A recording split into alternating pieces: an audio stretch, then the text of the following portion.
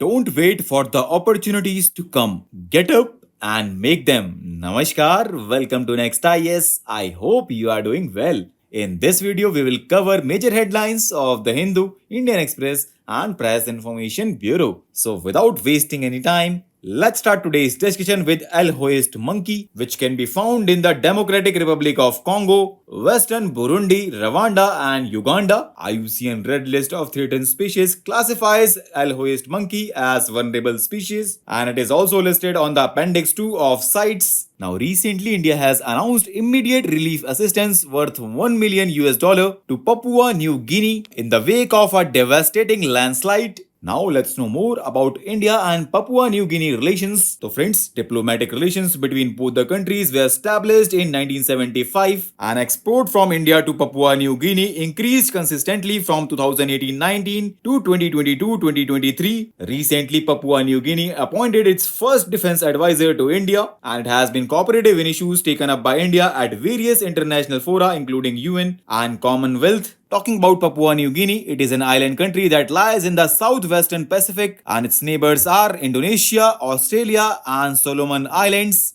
Recently, Reserve Bank of India launched three major initiatives, namely Pravah Portal, Retail Direct Mobile App and a FinTech repository. The Pravah Portal will make it convenient for any individual or entity to apply for various regulatory approvals in a seamless manner, and Retail Direct Mobile App will provide retail investors ease of transacting in G6, and FinTech repository will contain information on data of Indian FinTech firms. Next article focuses upon microcephaly, which is a condition where a baby's head is much smaller than expected. Most children with microcephaly also have a small brain, poor motor function, poor speech, abnormal facial features, and they are intellectually disabled. And recent research findings reinforced SAS6 gene's role in causing microcephaly. Now, recently, India Meteorological Department stated that El Nino Southern Oscillation neutral conditions would emerge in June and La Nina will emerge by July. Talking about El Nino Southern Oscillation, it is a recurring climate pattern involving changes in temperatures of waters in the central and eastern tropical Pacific Ocean. It has three phases: warm conditions referring to El Nino, neutral and cool conditions referring to La Nina. It affects global weather and trigger extreme weather in the form of rainfall, heat and cold waves. This article highlights the legal status of right to vote and right to be elected. So friends, in 1975, the Supreme Court in the case of Indira Gandhi versus Raj Narayan recognized that free and fair elections are part of the basic structure of the Constitution of India and any laws or policies that would violate this principle could be struck down. Supreme Court held that right to elect and be elected don't enjoy the same status. For instance, Supreme Court in 2006 in the case of Kuldeep Nair versus Union of India held that right to vote